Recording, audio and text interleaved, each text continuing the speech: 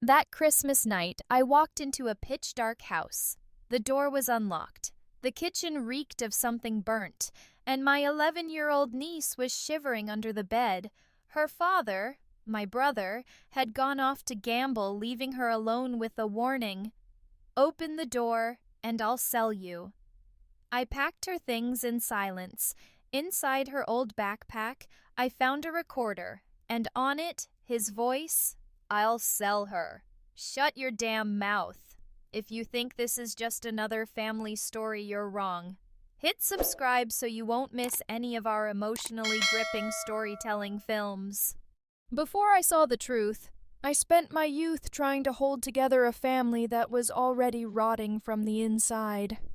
I was midway through reheating leftover squash soup when my phone rang, a shrill, high-pitched tone that instantly made my shoulders tense. It was Christmas Eve. Snow tapped against my kitchen window like fingers trying to get in. I'd planned for a quiet evening alone, a glass of wine, a holiday movie I'd pretend to enjoy, and no emergencies for once. I glanced at the screen. Ivy home. My heart dropped. Ivy never called. Not on her own. Not without Julian prompting her to say thank you for something I'd paid for the piano lessons. She never started the winter boots that arrived too small, or the last-minute dentist bill Julian forgot to cover. I wiped my hands and answered, forcing brightness into my voice. "Hey, sweetheart, you're up late." Her voice was barely above a whisper.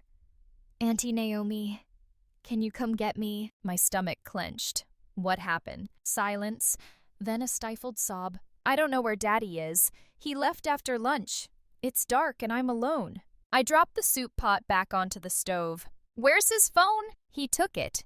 He said he was just going to the gas station. But it's been forever." "How long is forever?" "Since before the sun went down." I glanced at the clock. 9:43 p.m. Her voice cracked like a child trying to hold up a wall that was crumbling anyway. "I'm scared. There's noises outside. I think someone tried the door. I hid in the closet for a while." I was already heading toward the bedroom, yanking on my jeans with one hand, balancing the phone with the other. "Listen to me, Ivy. Lock every door. Stay in your room. Don't open for anyone but me." "Got it." I tried. The front door won't click. It just swings. Jesus Christ. I grabbed my keys and coat. My apartment was warm and dimly lit, a stark contrast to the urgency rising in my chest. I didn't bother turning off the lights. The snow had picked up outside, spiraling in gusts that stung when I opened the front door. "I'm on my way," I told her. "Don't hang up." I drove through 5 hours of hell. Denver was slick with ice and silence that night, the kind of silence that makes you feel guilty just for existing in it. The further I got from the city, the more the snow thickened, turning the highway into a ghost trail of red brake lights and slush. Ivy kept whispering updates in my ear when she heard footsteps outside. When the heater shut off, when the neighbor's dog barked once and stopped. I kept my tone even. I told her stories about when she was little, the way she used to wear her socks on her hands because she thought they were finger blankets.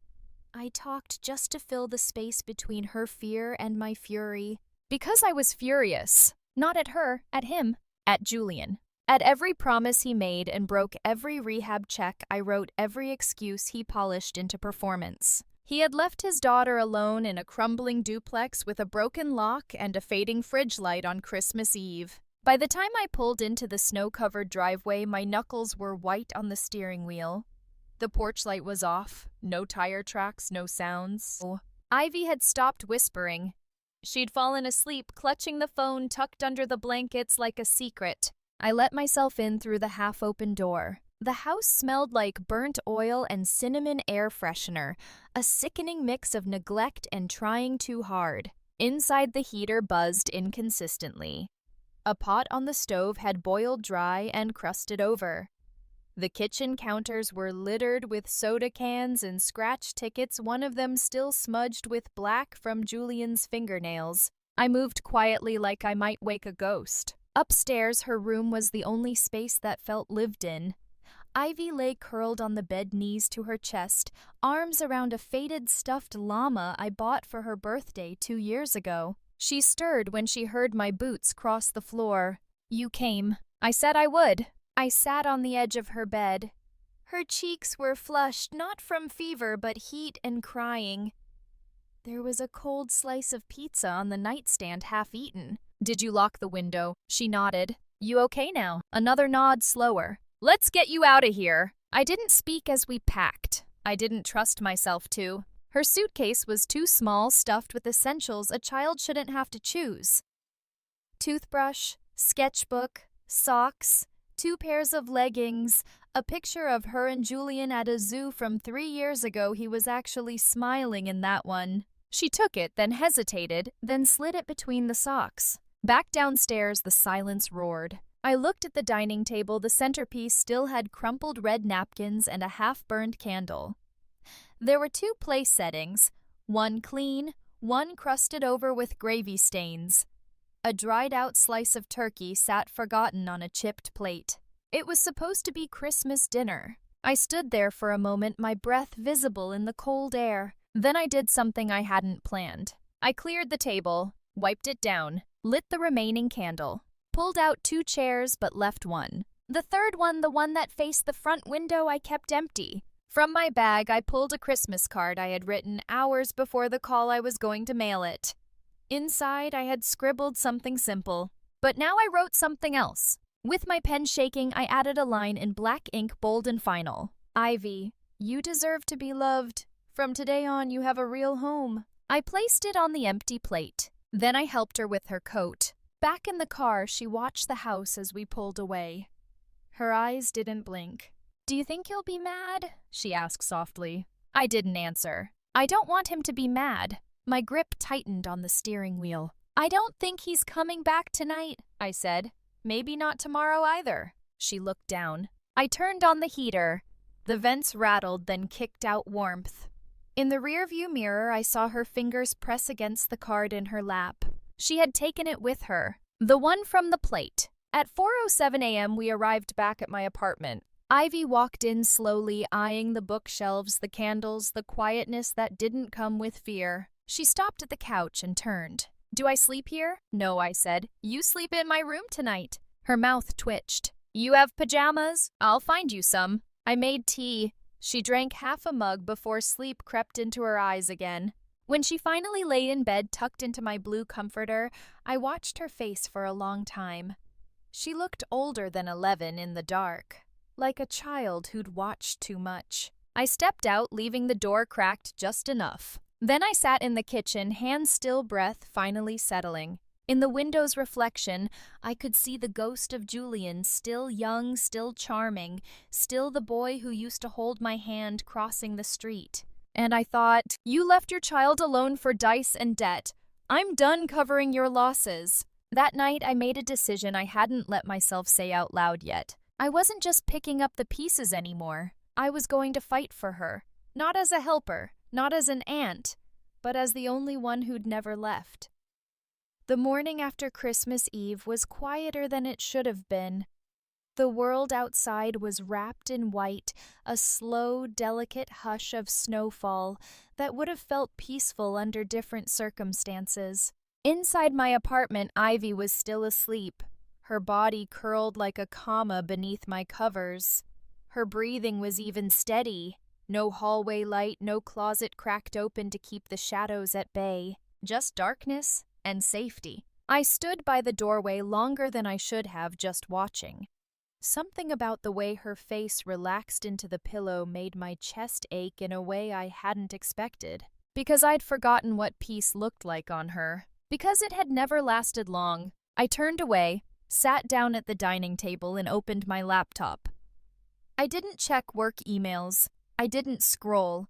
I opened a spreadsheet, the one I hadn't touched in over a year. The one titled simply Julian plus Ivy. It wasn't for budgeting. It was a record. A quiet accounting of every dollar I'd sent, every wire transfer, every Venmo labeled for groceries or rent catch-up or urgent. I didn't update it for judgment or tally. I updated it so I wouldn't forget how much of myself I'd poured into them. Line by line, I scrolled. $375. December 2013. Julian's ER visit after falling off a ladder. $1,000. March 2014. Ivy's first daycare enrollment when Julian said he got a job he didn't. $400. August 2015. Rehab number 1. $790. January 2016 eviction notice. $5,000. October 2017. Ivy's dental surgery after Julian lost his insurance card. And on and on and on. The numbers bled into each other. Not because I couldn't track them, but because I never intended to. I hadn't planned to keep a record. I'd started it after rehab number 2, not out of spite, but survival. A way to prove to myself that I wasn't imagining how often I was bailing him out. Because when you're the one holding the rope, it's easy to forget you're the only one keeping the fall from killing someone. But lately I wasn't sure if I was saving Julian anymore or just stopping him from hitting bottom. I closed the file. The numbers weren't the most painful part. The most painful part was how quickly I'd said yes every time. Julian had always known how to make his chaos sound like a crisis. I'm just in between jobs, Naomi. I just need help with rent until Monday. She's only 5. You want her to miss her birthday party. The world is rigged, sis. You know that better than anyone. And I did. We'd grown up side by side in a house that smiled on the surface but cracked underneath. Our parents had never fought loudly, they just stopped speaking altogether. I learned young that stability is what you build, not what you inherit. So I built. I worked through med school without taking loans, picked up night shifts to cover fees, skipped vacations, weddings, even funerals because the OR didn't wait for grief. I climbed, I earned, I paid off the debt others couldn't see. Julian, he got tired of the climb, said the ladder was broken, said the system was rigged, that he wasn't meant for cubicles or name tags, that people like him weren't made for rules and alarm clocks and 9-to-5s. He tried everything. Warehouse gigs, Lyft driver, photography, woodworking. None of it stuck longer than 6 months. When Ivy was born, I thought maybe she'd anchor him, make him want to be someone different. Instead, he dragged her into his orbit of almosts and not quites. I remember her 4th birthday. He called me the night before in a panic. I messed up the party booking. Can you just cover the bounce house? It's only $600. I was on call, hadn't slept in 20 hours, but I wired the money anyway. The pictures came later. Julian posted them online. Ivy beaming, streamers, a cake taller than her. No one tagged me. No one thanked me. Just another check in the column of things Aunt Naomi fixed. I wasn't just bankrolling his life, I was mortgaging my own. Relationships didn't last. Not because I didn't want them to, but because eventually every boyfriend noticed the way I dropped everything for family emergencies. Eventually they'd ask, "Why are you the only one fixing this?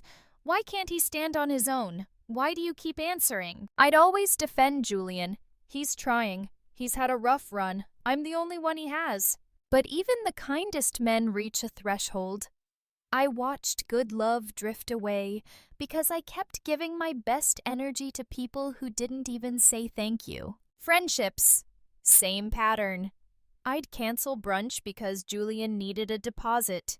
Missed a girl's trip to Cabo because Ivy needed school supplies. Stopped going to book club because I couldn't read anymore, too drained from balancing the mess. And the irony, none of them ever saw it. Julian still made jabs, must be nice being the rich doctor, like my work came from luck, not 16-hour shifts and skipped meals. And Ivy, she never knew. She never saw the texts, the calls, the transfers. She just smiled when her backpack had a name brand or when her broken glasses were suddenly fixed.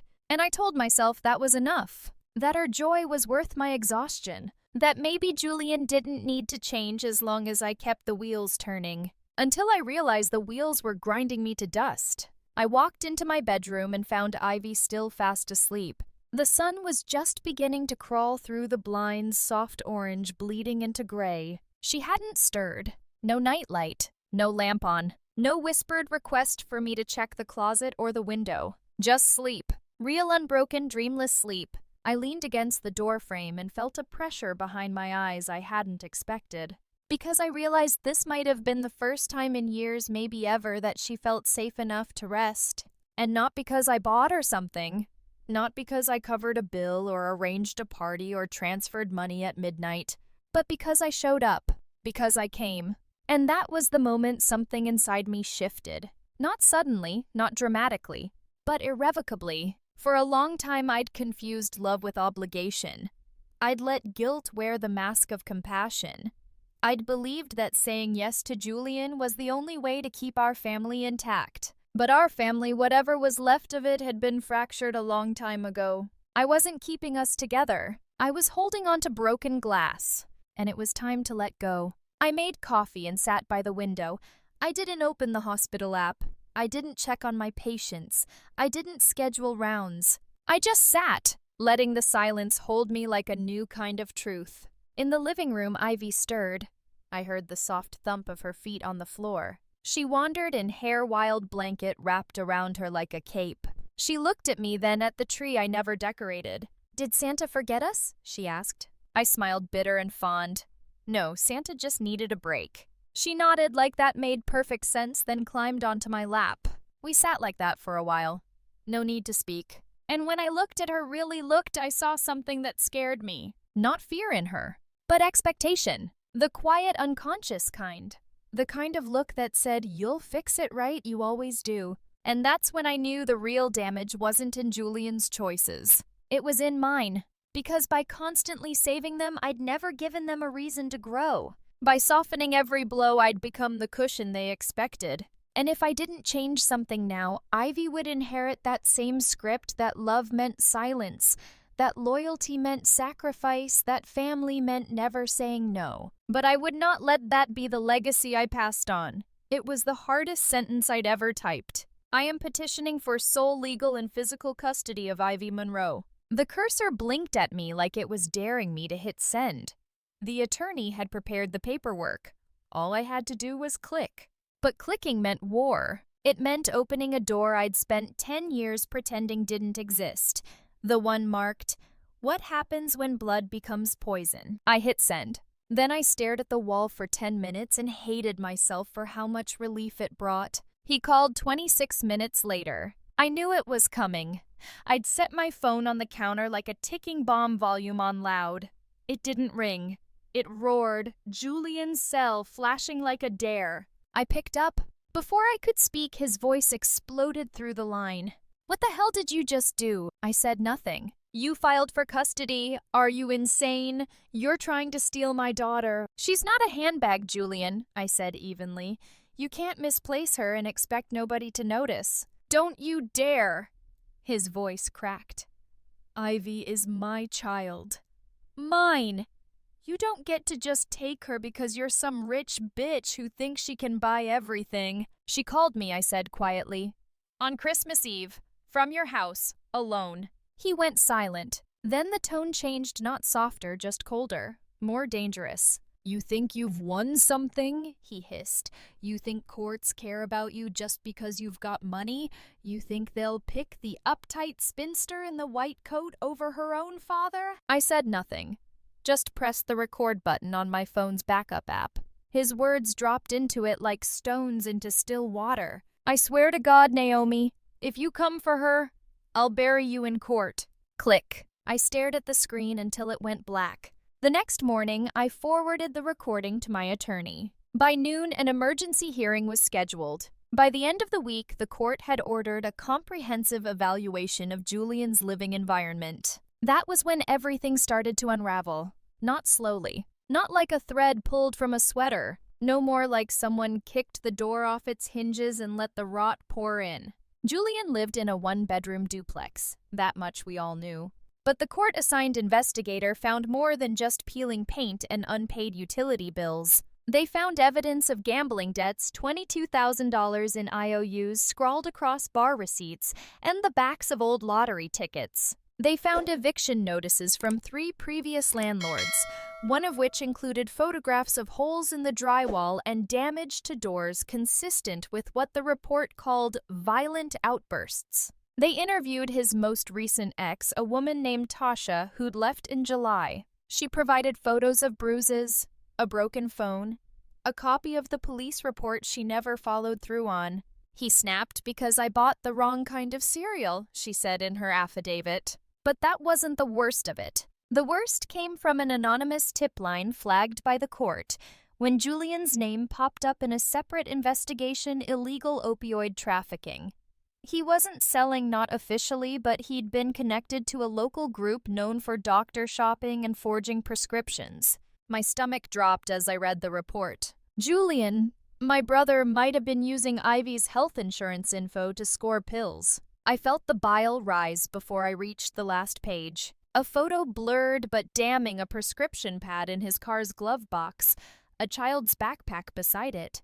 When the court assigned Ivy a child advocate and a trauma therapist, I cried not because I was glad, but because it was necessary. Because someone else finally saw what I had been trying to deny for a decade. That Julian wasn't just unstable. He was dangerous. The therapist's report arrived 1 week later, sealed in a thick manila envelope. I opened it alone at night with my hands trembling so hard I spilled my tea. The summary was blunt. Ivy exhibits signs of chronic stress, hypervigilance, and anticipatory anxiety consistent with prolonged exposure to an unpredictable caregiver.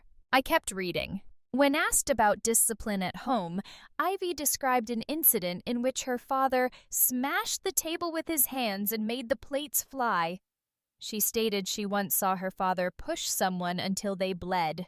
I dropped the packet. I couldn't breathe, because I remembered the first time Ivy asked me why I didn't have any broken dishes. She'd said it so casually, like it was a normal thing, like plates cracking under fists were just part of growing up. Like rage was furniture. That night I sat on the bathroom floor and cried into a towel. Not for myself, but for every time I'd sent money and told myself it was enough. For every time I'd said at least Ivy's safe without checking to make sure. For every time I'd chosen peace over truth.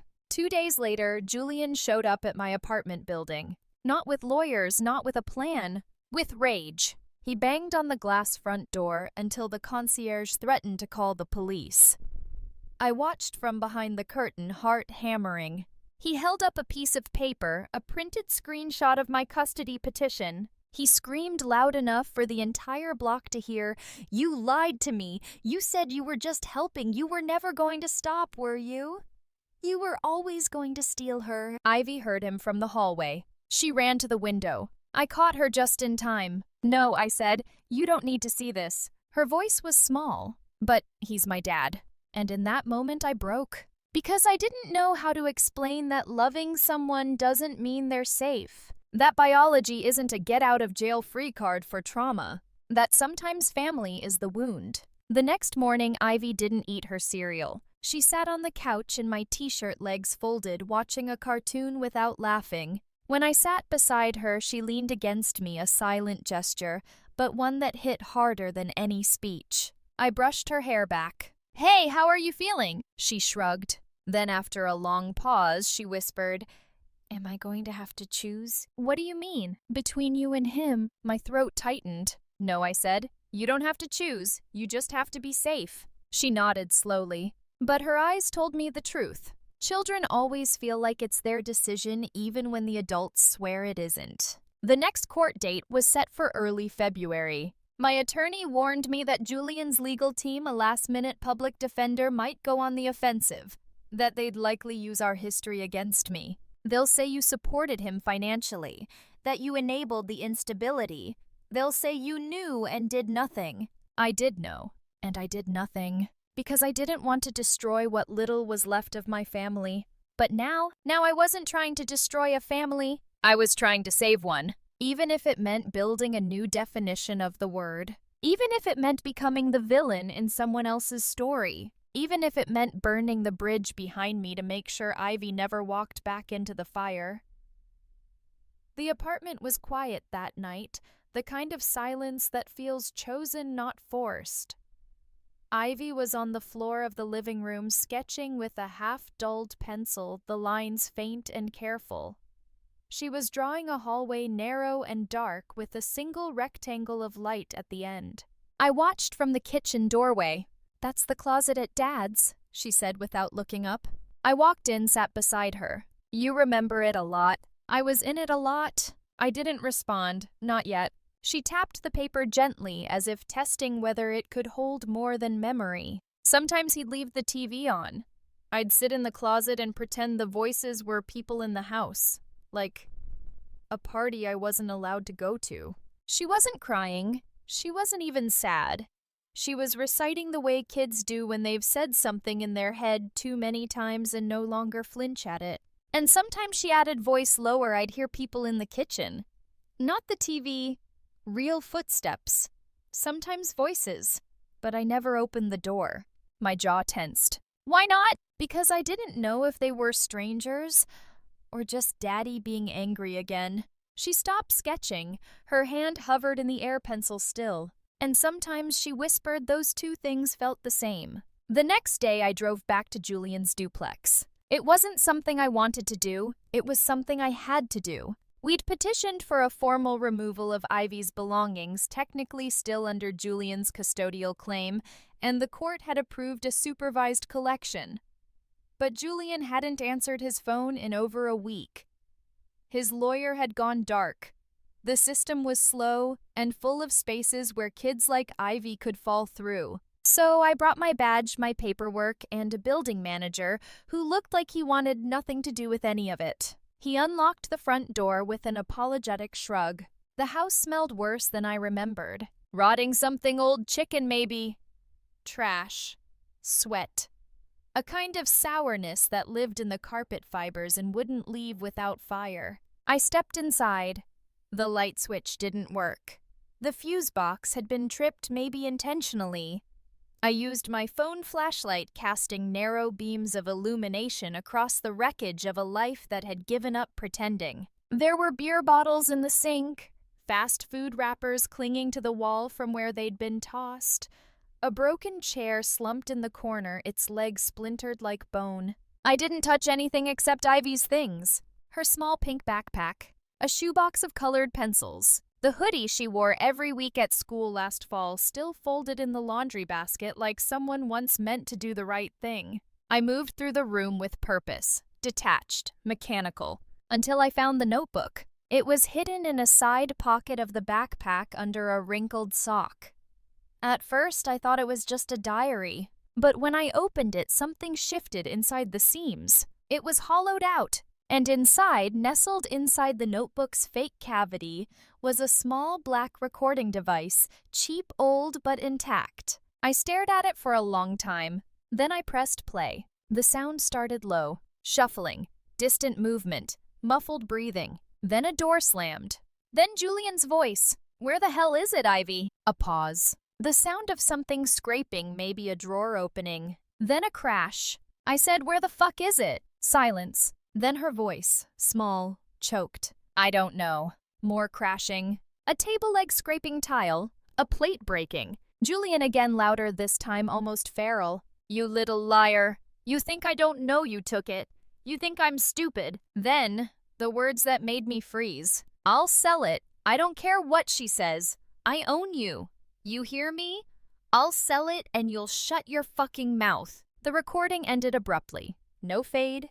No explanation, just black. My hands were shaking. I pressed play again, not to doubt, to confirm, because my brain couldn't catch up to what I'd heard. Not just anger, not just neglect. This was threat, coercion, something deeper, something feral. "I'll sell it. I'll sell it. I own you." I sank to the floor in Julian's ruined kitchen, surrounded by the echoes of his failure. This wasn't about custody anymore. This wasn't about parenting or who could provide a better school district or who packed better lunches. This was about survival, and I had missed it. I had missed it for years. I drove home in silence. I didn't even turn the radio on. Just the hum of tires against pavement, my breath fogging the windows in short, shallow bursts. When I got back to my apartment, Ivy was coloring again. A new picture. This one wasn't a hallway. It was a table. 3 chairs. One empty. I sat beside her, the recorder still in my coat pocket like it was burning a hole through the lining. "I went to get your stuff," I said softly. She nodded. "I found something." She didn't look at me. Instead, she reached into her drawing box, pulled out a blue crayon, and began shading in the space beneath the table. A shadow, dark and wide. "You recorded him," I said. She paused. "Then did you listen?" "I did." Her voice was barely audible. I didn't know if it would help, but I didn't know what else to do. I reached out and took her hand. "You did exactly what you needed to." She looked up then, and her eyes, God, her eyes were older than any 11-year-old's had a right to be. "What happens now?" I thought about lying, but I didn't. "Now we protect you," I said. "No more shadows, no more silence." That night after Ivy went to bed, I sat in the kitchen, the same kitchen where she'd drawn that shadow earlier. I stared at the cabinets, the tile, the corner where she liked to hide when we played restaurant, and all I could see was his kitchen. That one! The one with the grease stains on the wall and the broken chair. The one where he shouted things no child should ever hear. The one where a little girl learned how to survive by being small and still and silent. And suddenly I was angry. Not just at him, at me. For thinking money was enough. For wiring bandages to a wound that had never stopped bleeding. For not checking sooner. For not pressing harder. For not protecting her the way she deserved. But not anymore. That night I called my lawyer. I didn't wait for the morning. I left a message with a steady voice. "We're not negotiating anymore. We're moving to terminate rights. I have proof, and we're not stopping until she's safe." Because this wasn't a debate. This wasn't custody. This was rescue. I sat in my car outside the courthouse, the recorder still warm in my palm. Its plastic edges felt cheap, like something you'd buy for a school project, but what it held inside had changed everything. I handed it over to my attorney like it was evidence from a crime scene. Because it was. 30 seconds of audio that turned a custody dispute into an emergency protection case. By the time she played it in front of the judge, even the court clerk went still. The courtroom, usually a battleground of paperwork and posture, felt smaller, quieter. More like a hospital room after someone's flatline, everyone holding their breath. No one said it out loud, but I could feel it ripple through the walls. "We're not talking about parenting anymore. We're talking about damage control." The judge set an immediate date for a reevaluation and escalated the custody case to urgent status. Ivy would remain in my care indefinitely pending a full investigation into Julian's home environment and the abuse allegations. My lawyer told me I should feel relieved, but all I felt was late. That night back home, Ivy didn't go straight to her sketchbook. She sat beside me at the kitchen table, her legs swinging gently beneath the chair, and asked, "Do you think you'll ever take me to work with you?" It took me a moment to register what she meant. "My hospital," she nodded. "I'd have to get you a little coat," I teased, "and gloves that actually fit your hands." She smiled, small, real. "And maybe I could learn to draw babies," she added. "Draw babies?" "Yeah, like before they're born, like what the machines show." "You mean sonograms?" She shrugged. "Whatever it's called. I think it's kind of magic." My throat tightened. She wasn't just coming back to herself, she was becoming someone. Curious. Brave enough to wonder out loud. Over the next few days, something shifted between us. She talked more, laughed even, asked questions about my patients, about how I knew if a baby was ready to come out, about whether I'd ever delivered one in an elevator. She wanted to help with dinner, set the table, pick her own socks. Not because I asked her to, because she wanted to feel like she mattered. Not just in a courtroom, but in this life. And I realized then Ivy didn't need to be rescued. She didn't need a white knight with a stethoscope and a mortgage and a court-appointed document that said you win. She needed something much simpler. She needed to be trusted. The trust didn't come easy for me. Not when the court called 2 days later and said I'd be facing the full Family Services Oversight Committee. An intimidating title for an intimidating panel. 3 child welfare experts, a school psychologist, and a guardian ad litem. It wasn't a hearing. It wasn't a trial. It was a crucifixion dressed up in business casual. They didn't raise their voices. They didn't pound gavels. They just asked questions with scalpels in their smiles. Ms. Monroe, you've been supporting your brother financially for over a decade. Why now? Why intervene only when things escalated? Did you witness physical abuse directly? If not, how do you justify bypassing the father's parental rights? Would you consider your past involvement an enabler of his dysfunction? That last one hit like a punch in the chest. I sat straight in the plastic chair, the kind that creaks when you breathe wrong. My palms were flat on my thighs. I didn't fidget. I didn't cry. I just told the truth. I thought I was helping, I said. For a long time, I believed that writing checks and filling the gaps was what you did for family, that keeping the peace was more important than exposing the truth. I paused. But what I was really doing was hiding it. From everyone. From myself. From Ivy. There was no applause, no nods of sympathy, just pens scratching on paper. One of the panelists, a woman in her 60s with kind eyes and a brutal tone, leaned forward. Do you feel responsible? I didn't hesitate. Yes. Her voice softened just barely. And do you feel capable of doing better now? That question broke something in me. Not because I didn't know the answer, but because I did. Yes, I said. But not just because I want to fix things. Because I finally learned to stop pretending I already had.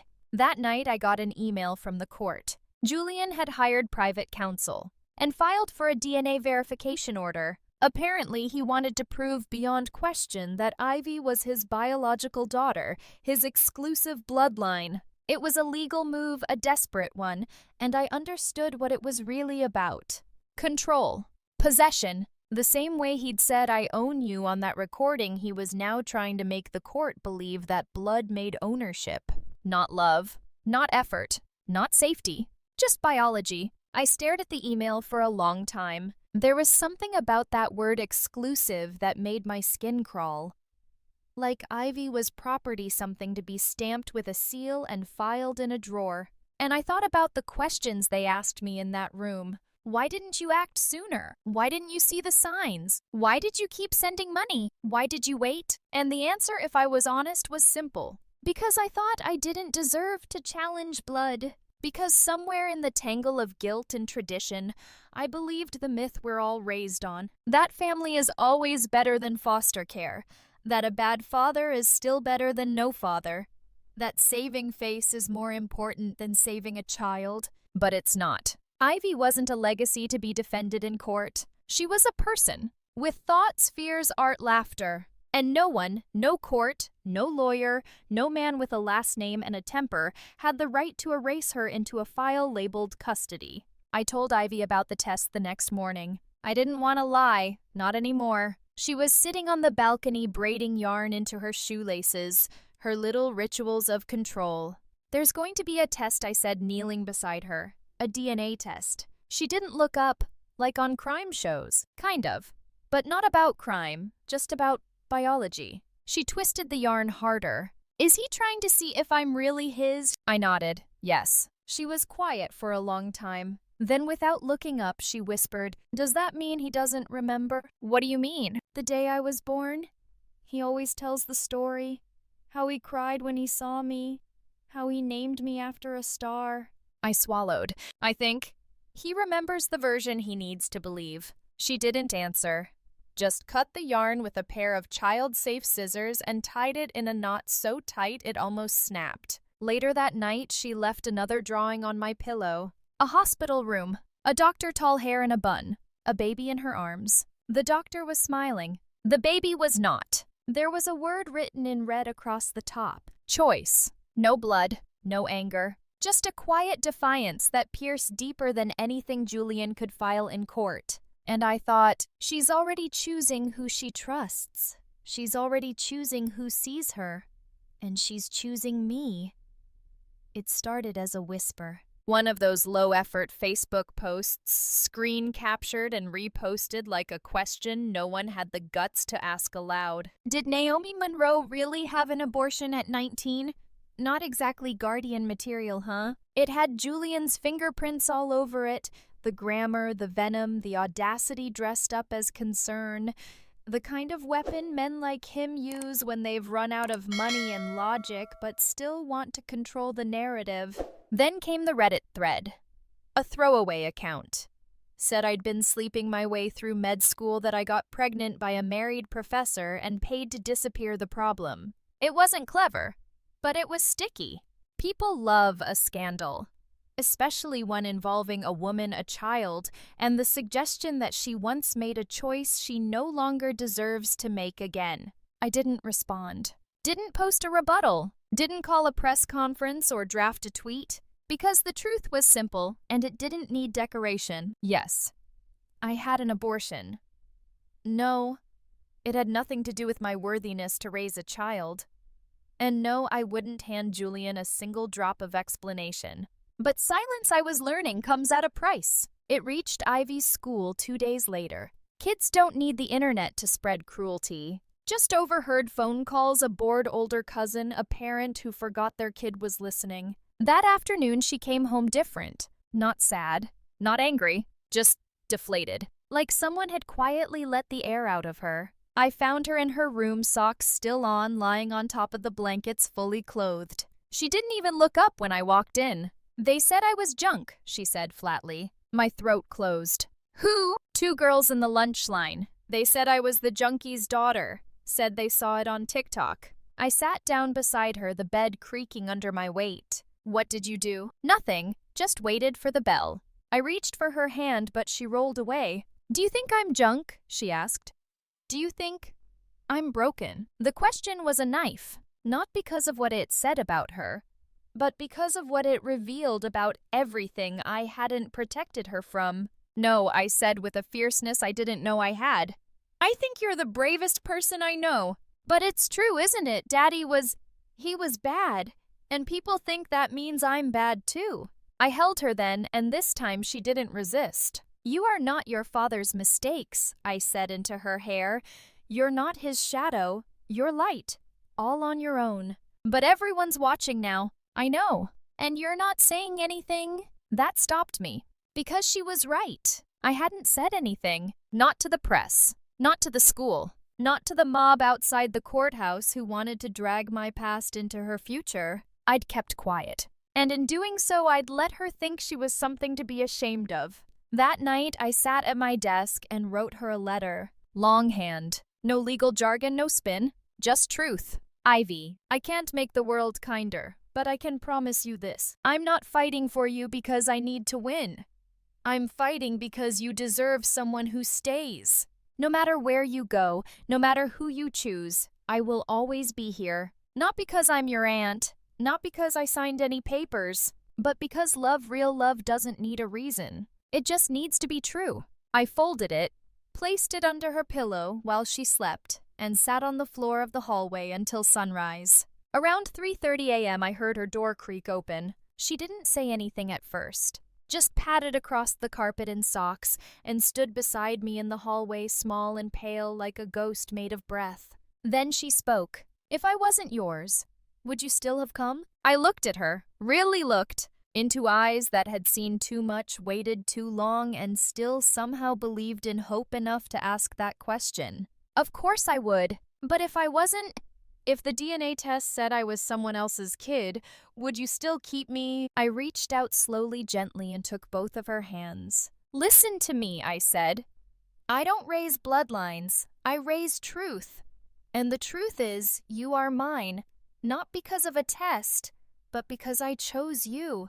She didn't speak for a long time. Then even if I get mad sometimes, even then, even if I say I hate you one day, especially then, even if I want to go back. My stomach twisted, but I didn't flinch. Even then I said, I'll still be here, waiting.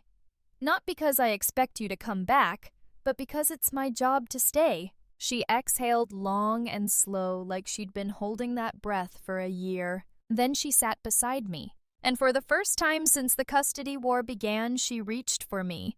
Not for comfort, not for answers, but for anchoring. By the next morning, the smear campaign had moved from social media to TV. Some local station desperate for content between weather updates and kitten rescue videos ran a segment titled Custody Battle or Character Assassination, Denver Doctors Passed Under Scrutiny. They showed a photo of me at 20. Blurry. From a college party I barely remembered attending. Some ex-boyfriend, probably.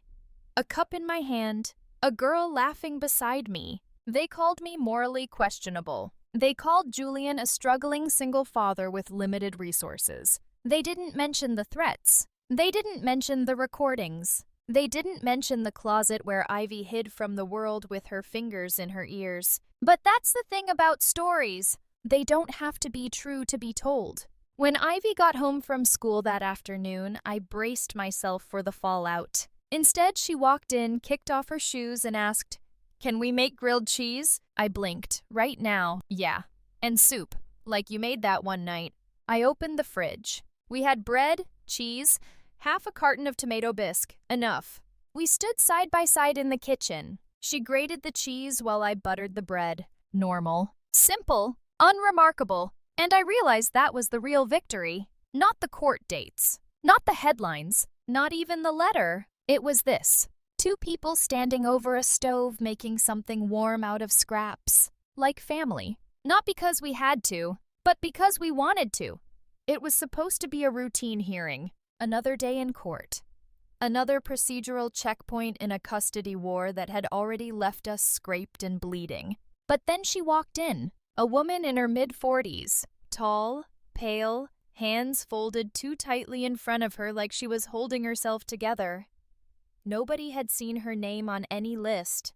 Not the judge, not Julian, not even his lawyer. But she had something.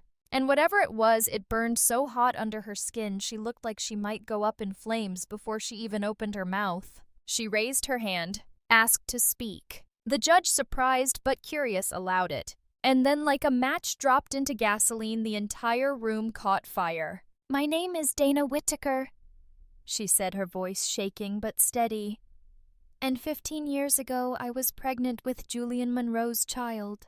The room fell still. Julian's eyes narrowed, his jaw locked.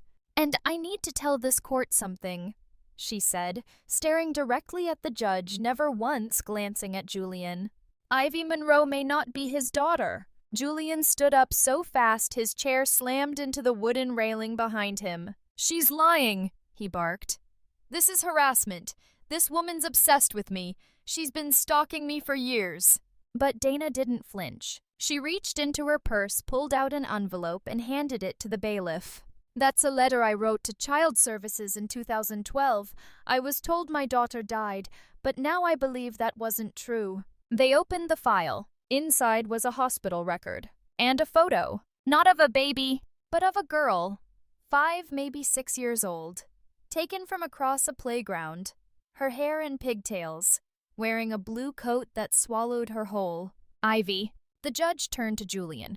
"Mr. Monroe, did you ever legally adopt Ivy?" Julian didn't answer. His mouth opened, then closed. His lawyer whispered furiously into his ear. The judge continued.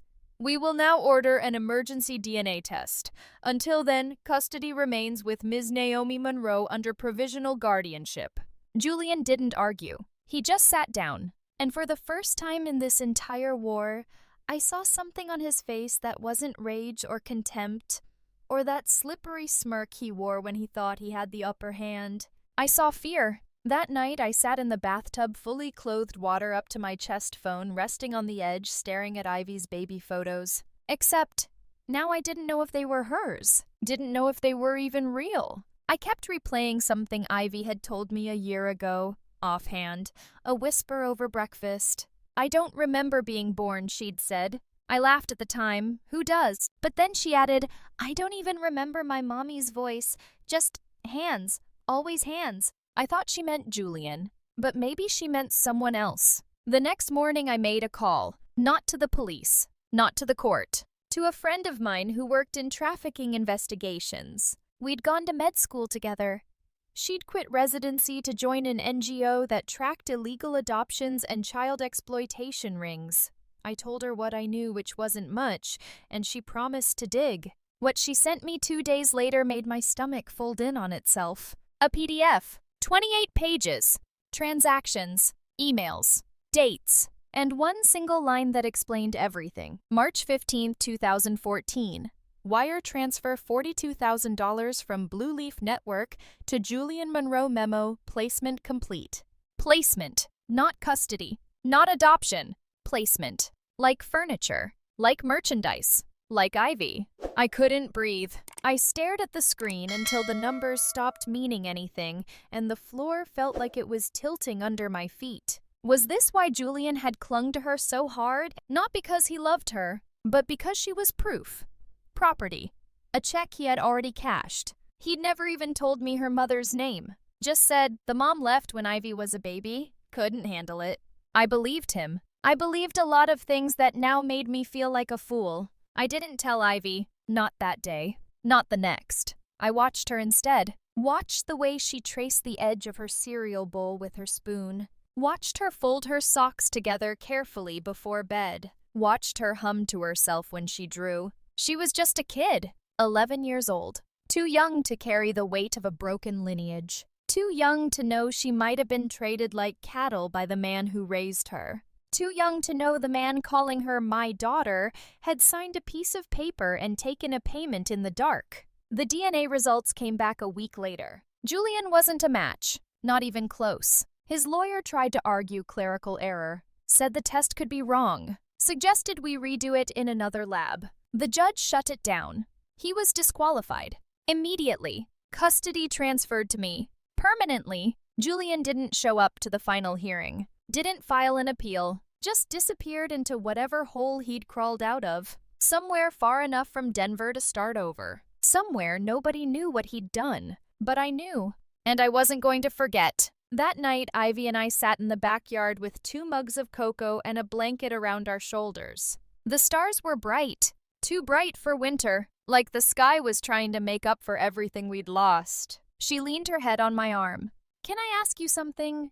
Always. If he's not really my dad, does that mean I don't belong to anyone? I took a deep breath. Slow. Measured. No, it means you belong to yourself. But that's lonely. I nodded. It can be. But it also means you get to choose who your people are, who your family is, who gets to matter. She was quiet. Then I choose you. I closed my eyes. Let the words settle into me like rain on parched earth. I never told her the rest. Not the money. Not the memo. Not the organization that called her a placement. Not yet. Maybe not ever. Because some truths only become useful when the person hearing them is strong enough to use them. And Ivy, my Ivy, deserved to grow up before carrying the burden of how she came into this world. What mattered now wasn't where she came from. It was where she was going. And who was going to walk beside her on the way there? He didn't read the envelope. Didn't even open it. When the bailiff handed Julian the official results of the DNA test, he crushed the paper in his fist without looking, threw it on the courtroom floor, and stared at me like I'd pulled the sky down on him. I made her, he yelled, rising from his seat. I raised her. Changed her diapers. Took her to kindergarten. You think this? He shook the paper in the air, veins rising in his neck. This means she's not mine.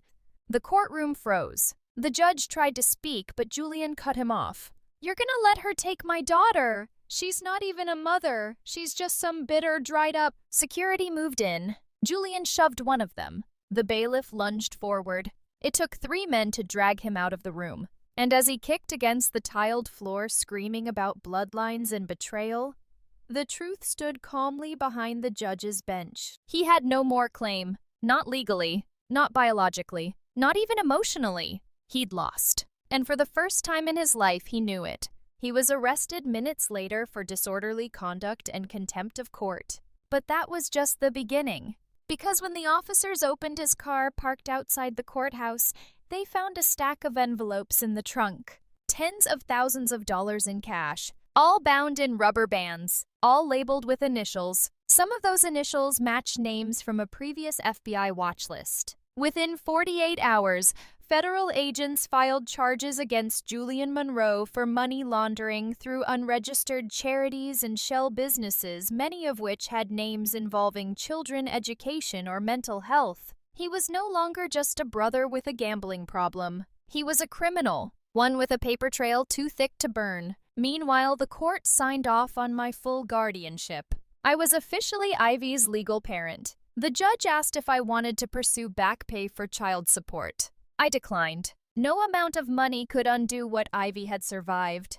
What she needed now wasn't restitution, it was safety. But I did request a permanent restraining order, and when they granted it, I felt something break in my chest. Not sorrow, not joy, just release. The quiet snap of a chain unhooked from my spine after years of pretending Julian might one day be better. I didn't tell Ivy about the arrest, not in detail, just that Julian had broken some laws, that he wouldn't be coming back for a long time. She didn't ask when, didn't cry, didn't even look surprised. She was sitting on the floor of her new room, coloring a field of sunflowers with a pack of markers I'd bought her 2 weeks earlier. She paused only once to ask me, if they find my real dad, do I have to go with him? No, I said. That's not how it works. She nodded. Good, I don't want to know. I just want to stay here. Then she added, as if she were simply stating a fact about the weather, because you didn't leave me. That's all I really needed. It would have been enough. That quiet moment in the hallway, her tiny hand finding mine as we walked past the bulletin board of custody announcements and closed cases.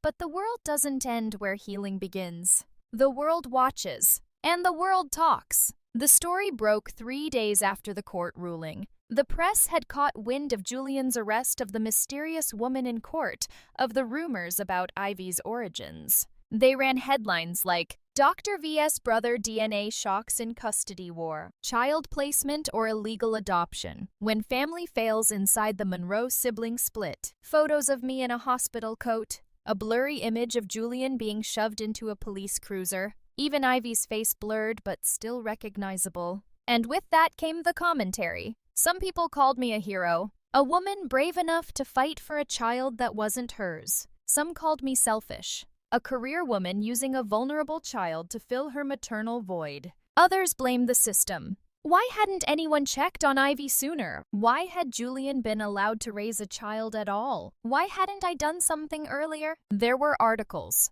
podcasts, Reddit threads, people debating my character as if they'd watched every moment of the last decade unfold through a keyhole. Some women messaged me privately to say, "Thank you for doing what I couldn't." Others wrote, "You destroyed your own family." I didn't respond to any of them, but I read every single one. That weekend, I took Ivy hiking in the foothills outside Denver. No phones, no signal, just us, the trees, and a horizon we didn't need to explain. At the summit, she pulled a notebook from her backpack and showed me her drawing. It was of our kitchen table, her me and a cat she wanted to adopt someday. But what struck me wasn't the colors or the detail. It was the chair. One chair at the table was empty, just like the night I brought her home. A white card rested on its seat. I leaned closer, and in Ivy's careful handwriting, she had copied what I wrote that first night. "You deserve to be loved. From today, this is your real home."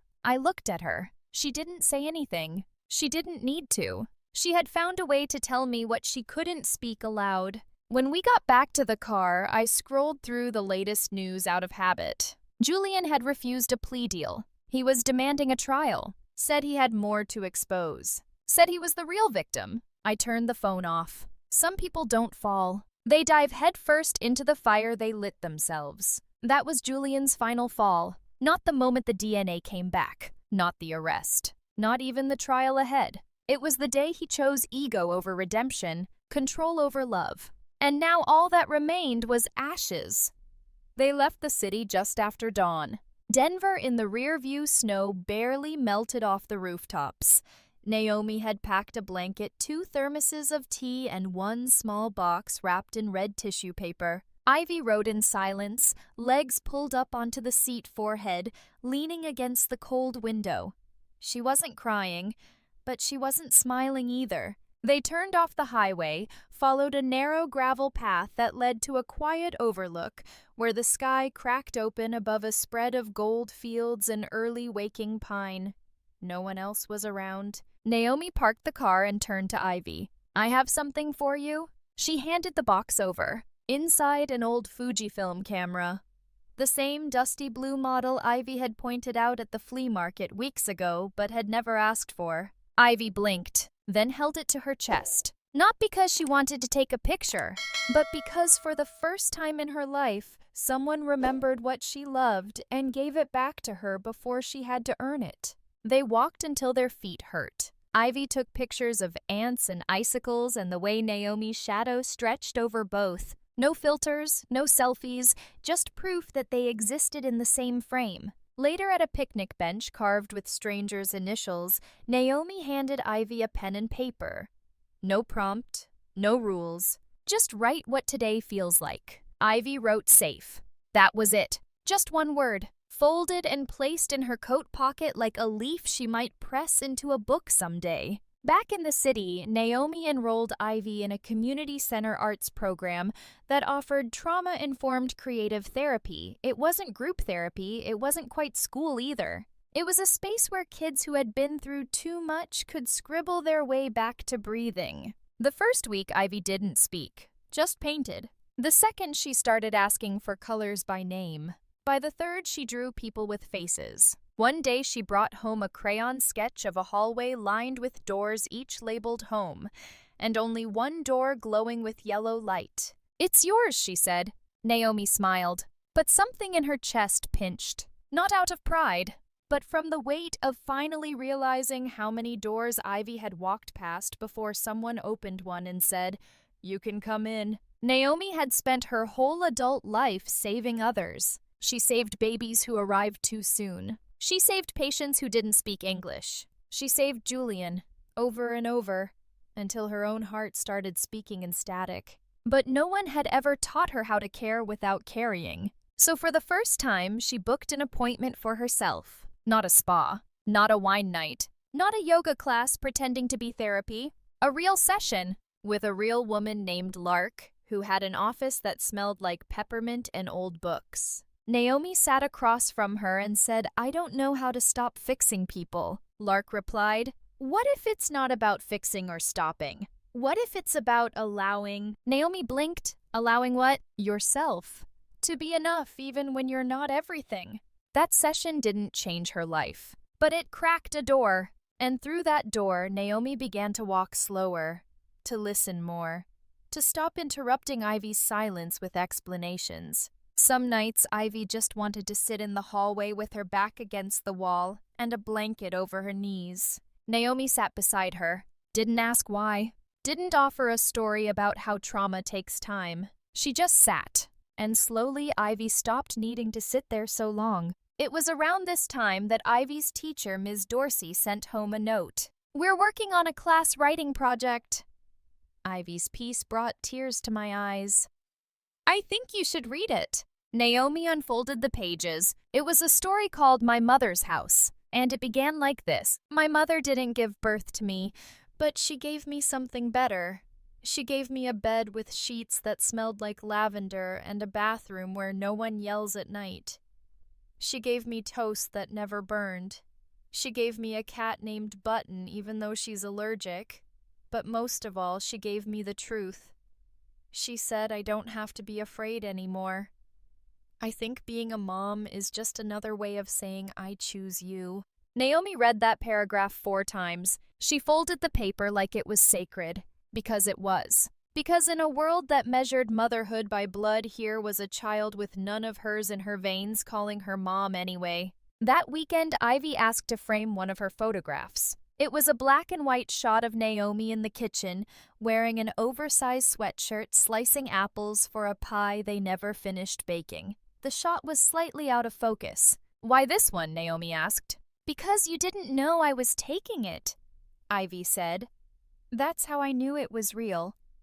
Julian Monroe was sentenced to 3 years in federal prison. Fraud, witness intimidation, interference with child protective proceedings. The courtroom didn't gasp. It exhaled like a door finally creaking shut after a decade of being cracked open by excuses. He didn't make eye contact with Naomi when they led him away. Just looked at his shoes like a man finally tripping over all the lies he'd built his world upon. 2 weeks later, Naomi received a letter. No return address, just her name in jagged ink across the envelope. Inside was a single page folded once the paper already soft at the creases. Naomi, you win. But that's not why I'm writing. I know I messed up. More than once. More than I can count. I hated you for doing what I couldn't. You took my kid, and you were right to. I'm glad you never told her. About the money, about her mother, about the night I almost gave her away for a poker debt. You never used it to humiliate me. You just saved her. So thanks for not needing to be the hero, for just being there. Julian. Naomi sat in the hospital break room long after her shift had ended, the letter in her lap, untouched coffee beside her. She read it once, then again, then folded it neatly and placed it in a file marked Ivy, personal. Some truths weren't for burning, just for waiting. The hospital was throwing a small celebration for the neonatal unit's 10-year anniversary. Nothing fancy. String lights, store-bought cake, a collage of baby photos on the wall, most of them now tall enough to hold their own siblings. Naomi didn't plan to attend, but Ivy asked to go. I want to see where you work, she said, where you help people start. So Naomi wore her blue blouse, the one Ivy said made her look not like a doctor, but like someone who listens. And Ivy wore a dress with stars on it, tiny constellations stitched into the fabric like a secret map only she could read. They arrived early. The nurses had already hung balloons. There was punch in a plastic bowl and paper crowns for the kids. Ivy made a beeline for the art table. Naomi scanned the room, friends, co-workers, a few former patients. And in the center, a long table half filled with laughing voices and paper plates. One chair sat empty, not because someone was late, but because someone wasn't coming. Ivy tugged Naomi's sleeve. Is that for Grandpa and Grandma? She whispered. Naomi blinked. She hadn't said it aloud, but the girl had learned to read her silences like headlines. Yes, Naomi said softly. That one's theirs. They sat together as the slideshow played. Photos of tiny hands wrapped around gloved fingers. Doctors swaying newborns in quiet lullabies. Naomi, 10 years younger, cradling a baby boy whose heartbeat she'd fought for through a 23-hour labor. The room clapped. But Naomi wasn't watching the screen. She was watching Ivy, who sat with her hands folded, not drawing, not fidgeting, just being there, whole, breathing, unafraid. Later that night at home, Ivy placed the paper crown from the party on Naomi's head and said, "You're not just my mom." Naomi raised an eyebrow. "Oh, you're like the start of everything." Naomi laughed. "That's a big title." "I think you earned it." The apartment felt warmer than usual, not from the heater, but from the weight that had lifted years of unspoken doubts of fearing she'd ruined Ivy by staying too long or by leaving too late. She hadn't saved a child. She had built a home. And that chair, the one she'd left empty so many nights for people who never came back, was now full of memory, of choice, of blood that wasn't needed.